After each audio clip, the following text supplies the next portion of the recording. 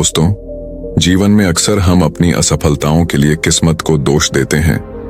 हम सोचते हैं कि हमारे पास पर्याप्त संसाधन नहीं है, हमारी मेहनत बेकार जा रही है और बाकी लोग हमसे बेहतर हैं। लेकिन क्या कभी हमने यह सोचा है कि हमारी असली समस्या हमारी सोच और हमारे कर्म हैं?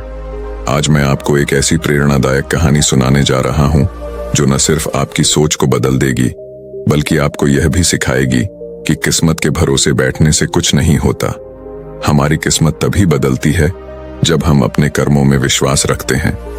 तो चलिए जानते हैं कि कैसे मेहनत और सही दिशा में किए गए कर्म जीवन को बदल सकते हैं।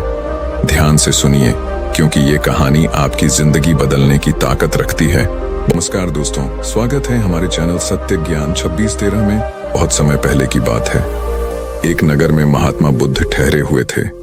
तभी वहां पर एक किसान आया और वह महात्मा बुद्ध से कहता है, हे बुद्ध, मेरी किस्मत बहुत खराब है। मैं जो भी काम करता हूं वो सब बिगड़ जाता है। मुझे मेरी मेहनत का कोई फल नहीं मिल पाता। मैं एक किसान हूं, मैं खेती करता हूं, लेकिन मेरी फसल कभी अच्छी नहीं हो पाती और इसी वजह से मैं बहुत परेशान रहता हूं। पता नहीं क्यों मेरे साथ ही ऐसा क्यों होता है। इसके उपाय के लिए मैंने कई साधु संतों से बात की, कई ज्ञानियों से उनकी राय ली। उन्होंने जो कुछ भी कहा मैंने वह सब कुछ किया। मैंने सभी तरह के अनुष्ठान, पूजा पाठ और यहां तक कि हर प्रकार के कार्य करके देख लिए, लेकिन फिर भी मुझे इसका कोई लाभ ही नहीं मिल रहा। और वहीं पर मेरे अन्य गांव वाले, उन सब की फसल बहुत अच्छी होती है, जबकि वह अपने खेतों में उतनी मेहनत भी नहीं करते, लेकिन फिर भी उनकी फसलें हमेशा ही बहुत अच्छी होती हैं। मैंने सुना है कि आप सभी की समस्या का समाधान करते हैं, इसीलिए मैं आज आपके पास आया हूं। क्या आप मेरी समस्या का समाधान कर सकते हैं? हे तथागत, क्या आप मेरी किस्मत बदल सकते हैं? उस किसान की वह सारी बातें सुनकर महात्मा बुद्ध मुस्कुराने लगे और उस किसान से कहते हैं, भंते, तुम्हारी किस्मत तो पहले से ही बहुत अच्छी है, सब कुछ तो तुम्हारे पास ही है, फिर भला तुम ऐसा क्यों कहते हो कि तुम्हारी किस्मत अच्छी नहीं है? इस पर वह किसान महात्मा बुद्ध के इस प्रश्न का जवाब देते हुए कहता है, हे तथागत, मेरे पास क्या है? मेरी किस्मत इतनी खराब है कि जिस भी काम में मैं हाथ लगाता हूं वह सारे कार्य बिगड़ जाते हैं। मैं चाहकर भी अपने खेतों में अच्छी फसल नहीं उगा पाता, जबकि वहीं पर मेरे गांव के अन्य लोग अच्छी फसलें उगा लेते हैं और वे लोग मेरी जितनी मेहनत तक नहीं करते। तो ऐसे में भला मेरी किस्मत कैसे अच्छी है? इस पर महात्मा बुद्ध मुस्कुराते हुए उस किसान से कहते हैं, भंते, तुम्हारे पास एक स्वस्थ शरीर है, तुम्हारे सभी अंग अच्छी तरह से काम करते हैं, तुम्हारा मस्तिष्क भी अच्छी तरह से काम करता है और तुम्हारे पास अच्छी खासी जमीन भी है।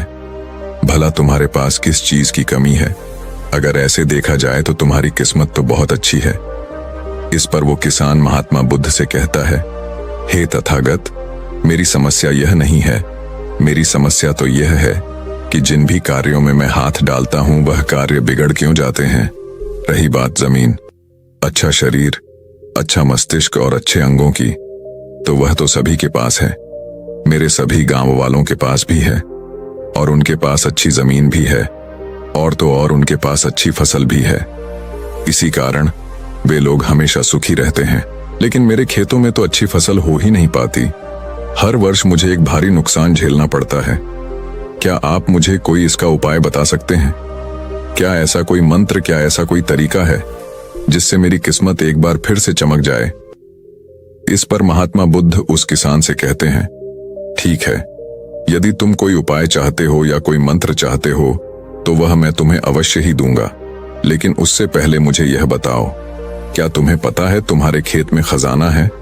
ये सुन वह किसान थोड़ा आश्चर्यचकित हुआ और वह महात्मा बुद्ध से तुरंत ही बोल पड़ा, हे बुद्ध, आप ये क्या कह रहे हैं? मेरे खेत में खजाना है और यह मुझे पता तक नहीं। बताइए, वह खजाना कहाँ है? मैं अभी उसे जाकर निकाल लूंगा। बताइए बुद्ध, वो खजाना कहाँ है? इस पर महात्मा बुद्ध उस किसान से कहते हैं, भंते, वह खजाना तुम्हें ऐसे नहीं मिलने वाला। उसके लिए तुम्हें मेरा कार्य करना होगा। मैं तुम्हें जैसा जैसा कहूंगा तुम्हें वैसा ही करना होगा, तब जाके तुम्हें वह खजाना अवश्य मिल पाएगा। उस किसान ने महात्मा बुद्ध की सारी बातें सुनी और उसके बाद वह किसान महात्मा बुद्ध से कहता है, हे तथागत, बताइए मुझे क्या करना होगा। आप जैसा कहेंगे मैं वैसा करने के लिए तैयार हूं, लेकिन मुझे बता दीजिए कि आखिर वह खजाना मेरे खेत में कहां पर है। इस पर महात्मा बुद्ध उस किसान से कहते हैं, भंते, अपने खेतों में जाओ और अपने खेतों की खुदाई करके एक मिट्टी टोकरी भरकर मेरे पास लाओ। वह किसान तुरंत ही महात्मा बुद्ध की बात मान लेता है। वह भागा भागा अपने खेतों में जाता है और जल्दी जल्दी एक टोकरी मिट्टी भरकर वह वापस महात्मा बुद्ध के पास पहुंचता है। उस मिट्टी को देखने के बाद महात्मा बुद्ध उस किसान से कहते हैं, ठीक है, अब मेरी बात ध्यान से सुनो। अब से 1 महीने बाद अपने खेत की खुदाई करना, और जब तुम पूरा खेत खोद दोगे तो उसमें से एक टोकरी मिट्टी फिर से मेरे पास लेकर आना। महात्मा बुद्ध के मुख से यह बात सुनकर वह किसान कुछ देर के लिए सोच में पड़ गया। वह यह सोचने लगा, जब खजाना मेरे खेतों में गड़ा हुआ है तो महात्मा बुद्ध मुझे सीधे सीधे बता क्यों नहीं देते कि वह कहां पर है। उसने कुछ देर सोच विचार करने के बाद महात्मा बुद्ध से आखिरकार यह बात पूछ ही ली। वह किसान महात्मा बुद्ध से कहता है, हे तथागत, यदि वह खजाना मेरे खेतों में है तो आप मुझे बता क्यों नहीं देते कि वह कहां पर है। मैं उसे अभी जाकर निकाल लेता हूं। भला मुझे 1 माह का इंतजार क्यों करना है? आखिर इसकी क्या जरूरत है?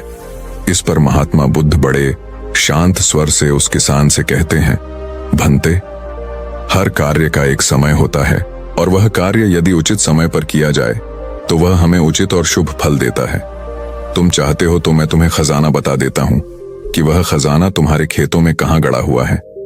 लेकिन एक पल के लिए यह भी सोच लो, अगर तुम अभी उस खजाने को पाने की कोशिश करोगे तो हो सकता है कि तुम्हारे हाथ तो कुछ भी ना आए। सोच लो, तुम अभी उस खजाने को पाना चाहते हो या 1 महीने के बाद। महात्मा बुद्ध के मुख से यह सारी बातें सुनकर वह किसान कुछ देर के लिए सोच विचार में पड़ गया और फिर वह महात्मा बुद्ध से कहता है, हे तथागत, आप जैसा कहेंगे मैं वैसा ही करूंगा। इतना कहकर वह महात्मा बुद्ध को प्रणाम करके वापस घर लौट जाता है। वह जैसे तैसे अपने मन को मार तो लेता है, अपनी इच्छाओं को दबा तो लेता है, किंतु अब भी उसका मन बहुत बेचैन था। वह उस खजाने को जल्द से जल्द पाना चाहता था। रात में उसे खजाने के सपने आया करते थे। वह दिन भर केवल खजाने के बारे में ही सोचता रहता था। जब भी वह खेत जाता तो एक किनारे पर बैठता और उस खजाने के बारे में सोचने लग जाता।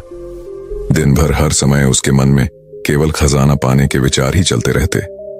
वह यह सोचता रहता कि जब मुझे खजाना मिल जाएगा तो मैं तो इस नगर का सबसे अमीर आदमी बन जाऊंगा। मेरे पास सारे ऐशो आराम होंगे और मैं अपना जीवन आनंदमय बिताऊंगा। मुझे किसी चीज की कोई कमी नहीं होगी। देखते ही देखते ऐसे ही करीब 1 माह बीत गए और वह अपने खेतों में गया और उसने अपने खेतों में से एक टोकरी मिट्टी खोदी।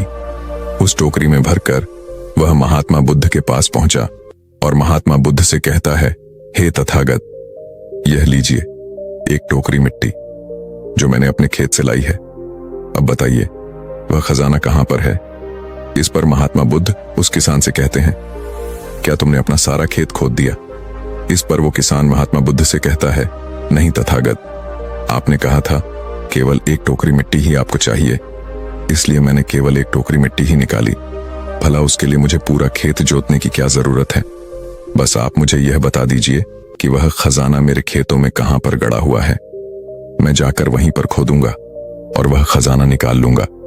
इस पर महात्मा बुद्ध उस किसान से कहते हैं, भंते, वह खजाना पूरा खेत जोतने से ही मिलेगा। यदि तुम अपना खेत नहीं जोतोगे तो वह खजाना कभी नहीं बाहर आने वाला। अब सोच लो तुम्हें क्या करना है। इस पर वह किसान एक बार फिर कुछ देर के लिए सोच विचार में पड़ जाता है और वह यह तय करता है कि वह जाकर अपने खेत को जोतेगा। इसलिए वह महात्मा बुद्ध को प्रणाम करके वापस घर लौट जाता है और अगले ही दिन वह अपना सारा खेत जोतकर एक बार फिर से एक टोकरी मिट्टी भरकर महात्मा बुद्ध के समक्ष पहुंच जाता है। तभी महात्मा बुद्ध उस किसान से कहते हैं, भंते, अभी तुम्हारा खेत ठीक से नहीं जोता गया है। जाकर एक बार फिर कोशिश करो, एक बार फिर अपने खेतों में हल चलाओ। इस पर वह किसान महात्मा बुद्ध से कहता है, हे तथागत, मेरे पास हल नहीं है, बल्कि मैं खुद से ही हल की जगह पर खेत जोतता हूं। इस पर महात्मा बुद्ध उस किसान से कहते हैं, कोई बात नहीं भंते, एक बार फिर परिश्रम करो और इस परिश्रम का फल तुम्हें अवश्य मिलेगा। वह किसान महात्मा बुद्ध की बात मान लेता है और वह एक बार फिर से अपने खेतों में मेहनत करता है। वह एक बार फिर से हल चलाता है और एक टोकरी मिट्टी लेकर वह महात्मा बुद्ध के समक्ष फिर से उपस्थित हो जाता है। मिट्टी देखकर महात्मा बुद्ध उस किसान से कहते हैं, हाँ अब ठीक है, किंतु अब तुम्हें मेरा दूसरा कार्य करना होगा। इतना कहकर महात्मा बुद्ध उस किसान से कहते हैं, जाओ और अपने खेतों में उन फसलों की बीज डालो जिन फसलों को तुम उगाना चाहते हो। इस पर वह किसान थोड़ा अचरज में महात्मा बुद्ध से कहता है, हे तथागत, आपने तो खजाने की बात की थी, फिर बीच में यह फसल कहां से आ गई? इस पर महात्मा बुद्ध उस किसान से कहते हैं, भंते, अगर तुम्हें खजाना चाहिए तो तुम्हें मिट्टी में बीज तो डालने ही होंगे। इस पर वह किसान महात्मा बुद्ध से कहता है, हे तथागत, आप जैसा कहेंगे मैं वैसा करने के लिए तैयार हूं, किंतु यदि मैं अभी बीज लेने जाऊंगा तो वो मुझे महंगे पड़ेंगे और अभी मेरे पास इतना धन भी नहीं है। यदि मैं कुछ समय बाद उसे लेने जाऊंगा तब वह मुझे सस्ते मिल सकते हैं। इस पर महात्मा बुद्ध उस किसान से कहते हैं, भंते, मैंने तुम्हें कहा था, यदि हम किसी कार्य को सही समय पर करते हैं तो हमें उचित लाभ मिलता है, किंतु अगर वही कार्य उस समय पर नहीं होता तो उसका फल हमें नहीं मिल पाता। इसीलिए आज ही जाओ और अपने खेतों में बीज डालो। वह किसान महात्मा बुद्ध की बात मान लेता है। वो महात्मा बुद्ध को प्रणाम करके बीज लेने निकल जाता है। बीज लाकर वह अपने खेतों में भी डाल देता है और फिर वह महात्मा बुद्ध के पास वापस पहुंचता है और बुद्ध से कहता है, हे तथागत, आपने जैसा कहा था मैंने वैसा ही किया। अब मुझे बताइए कि आखिर मेरे खेतों में वह खजाना कहां पर है ताकि मैं उसे निकाल सकूं। इस पर महात्मा बुद्ध मुस्कुराने लगे और उस किसान से कहते हैं, भंते, अभी तो तुम्हें एक और कार्य करना है, उसके बाद वह खजाना तुम्हें खुद ब खुद दिखेगा। किसान महात्मा बुद्ध से कहता है, हे तथागत, बताइए अब वह कौन सा काम है जो मुझे करना है। इस पर महात्मा बुद्ध किसान से कहते हैं, जो भी बीज तुमने अपने खेतों में डाले हैं, अब से तुम्हें उनकी देखभाल करनी है। उन्हें प्यार से सींचना है और देखना उन्हें कोई तकलीफ ना हो, वह स्वस्थ रहे, उन्हें कोई बीमारी या कीड़ा ना लगे। यदि ऐसा हुआ तो तुम्हें वह खजाना नहीं मिल पाएगा, और यदि तुम्हारे खेत का हर एक बीज अंकुरित हो गया और वह अपनी संपूर्णता तक पहुंच गया तो वह खजाना तुम्हें अवश्य ही दिखाई देगा और तब तुम्हें मेरे पास आने की कोई आवश्यकता भी नहीं पड़ेगी।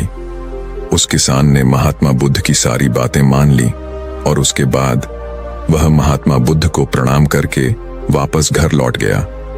अब से वह अपने खेतों की देखरेख करने लगा। उस किसान ने अपने खेतों पर पूरा ध्यान दिया, किंतु अब भी उसे सपनों में वह खजाना ही नजर आता था और वह मन ही मन सोचता था कि बस एक बार यह फसल पूरी तरह से स्वस्थ हो जाए तो वह खजाना भी मुझे मिल ही जाएगा। इसी सोच के साथ वह उन फसलों की देखरेख में दिन रात लगा रहता। उसने अपनी फसलों पर किसी प्रकार की कोई विपदा नहीं आने दी और देखते देखते वह दिन भी आ गया। जब उसकी फसल उसके खेतों में लहलहा रही थी तभी उसे महात्मा बुद्ध की बात याद आई। महात्मा बुद्ध ने कहा था कि जब तुम्हारी फसलें तैयार हो जाएंगी तो तुम्हें तुम्हारा खजाना भी मिल जाएगा। ये बात याद आते ही उस किसान की आंखों में आंसू आ गए। जो खजाना उसके खेतों की जमीन में हुआ था वह बाहर आ चुका था। उसके जैसी फसल उसके गांव में किसी की नहीं हुई थी। उसकी फसल से उसके सभी कर्ज भी पूरे होने वाले ही थे और सभी गांव वाले उसकी मेहनत को देखकर बहुत खुश थे और उस किसान की तारीफ कर रहे थे। लेकिन तभी उस किसान को महात्मा बुद्ध की याद आई और वह खुद को महात्मा बुद्ध के समक्ष पहुंचने से रोक न पाया। वह तुरंत ही महात्मा बुद्ध के चरणों में जा गिरा और उनसे कहने लगा, हे तथागत, आपने जो खजाना मुझे बताया था वो मुझे मिल गया है, लेकिन मुझे यह बात नहीं पता चल रही कि वह खजाना मुझे पहले क्यों नहीं मिला। इस पर महात्मा बुद्ध उस किसान से कहते हैं, भंते, हमेशा किस्मत को दोष देना सही नहीं होता। पहले तुम अपनी किस्मत को सही करने में लगे हुए थे, लेकिन तुम यह भूल रहे थे कि तुम्हारी किस्मत तो पहले से सही थी। तुम सही काम नहीं कर पा रहे थे। तुम चाहते थे कि तुम्हारे कर्म किए बिना ही तुम्हारी फसल सबसे उत्तम हो, लेकिन उसी वक्त मैंने तुम्हें खजाने का लालच दिया, और खजाने के लालच में ही सही, लेकिन जब तुमने सही समय पर सही काम किया तो तुम्हें सही फल भी मिला। और जो तुम्हारे पास सबसे उत्तम चीज है, जो तुम्हारे पास असली खजाना है, वह तुम्हारा शरीर ही है। इस शरीर के माध्यम से हम इस दुनिया में जो चाहे वह पा सकते हैं, लेकिन यहाँ पर तो हर कोई अपनी किस्मत का रोना रोने में लगा हुआ है, यहाँ तक कि उन्हें अपने कर्मों में विश्वास ही नहीं है। तो ऐसे लोग भला अपने लक्ष्य तक कैसे पहुंच सकते हैं? इस पर वह किसान महात्मा बुद्ध से प्रश्न करते हुए कहता है, हे तथागत, तो क्या किस्मत जैसी कोई चीज नहीं होती? इस पर महात्मा बुद्ध मुस्कुराने लगे और उस किसान से कहते हैं, भंते, किस्मत क्या है? किस्मत हमारे ही सत्कर्म है, और यह सत्कर्म ही हमें ऊर्जा और शक्ति प्रदान करते हैं ताकि हम सही दिशा में कार्य कर सके, और इन कार्यों से ही हम अपने जीवन के लक्ष्य को प्राप्त भी कर सकते हैं। महात्मा बुद्ध के मुख से यह उपदेश सुनकर वह किसान महात्मा बुद्ध के चरणों में जा गिरा और उनसे कहने लगा, हे तथागत, मुझे आज पता चल गया है कि मेरी किस्मत खराब नहीं थी, मेरे तो कर्म ही खराब थे, किंतु मैं आज आपको वचन देता हूं कि आज से मैं अपनी किस्मत को कभी खराब नहीं कहूंगा, अपने कर्मों को सुधारूंगा और सभी कार्य सही समय पर करूंगा। इतना कहकर वह किसान महात्मा बुद्ध को प्रणाम करके वापस घर लौट गया। दोस्तों, हम में से अधिकांश लोग यही करते हैं। वे लोग हमेशा अपनी किस्मत को दोष देते रहते हैं, लेकिन वो कभी भी अपने कर्मों पर ध्यान नहीं देते। वो यह नहीं सोचते कि क्या उन्होंने अपने लक्ष्य को पाने के लिए जो कर्म करने चाहिए थे वो कर्म किए हैं या नहीं, कहीं उसमें कोई कमी तो नहीं रह गई, और अगर उसमें कोई कमी थी तो क्या उस कमी को दूर करके क्या उस लक्ष्य को प्राप्त किया जा सकता था। और यह सब हम तब सोच पाएंगे, तब समझ पाएंगे जब हम अपनी किस्मत को दोष देना बंद कर देंगे। लेकिन हम तो अपने आप को सही और अपने किस्मत को गलत ठहराना चाहते हैं। हम किसी ऐसे को चाहते हैं जो हमारी गलतियों का ठेका ले ले, और इसीलिए हम अपनी किस्मत को हमेशा दोष देते रहते हैं ताकि हमें कभी किसी के सवालों का कोई जवाब ही ना देना पड़े। और इस तरह से हम उस समस्या से भी निकल जाते हैं, और हम कभी पीछे पलटकर यह नहीं देखते कि क्या हमने उस लक्ष्य को पाने के लिए हर मुमकिन कोशिश की थी या नहीं। हमसे कहीं पर कोई गलती तो नहीं हुई थी, क्योंकि हमें तो लगता है कि यह सब तो किस्मत का खेल है, और भला किस्मत से कौन जीत सकता है। आपने अपने आसपास भी ऐसे कई लोगों को देखा होगा जो लोग अपने लक्ष्य को प्राप्त ना कर पाने पर रोते हैं, चिल्लाते हैं, और जब उनसे कोई उनकी असफलता का कारण पूछता है तो वह यही कहते हैं कि वह तो मेरी किस्मत में था ही नहीं। लेकिन यहाँ पर आप एक वास्तविकता भूल रहे हैं। इस दुनिया में ऐसे कई सारे लोग हैं जो अपने कर्म पर ध्यान देते हैं।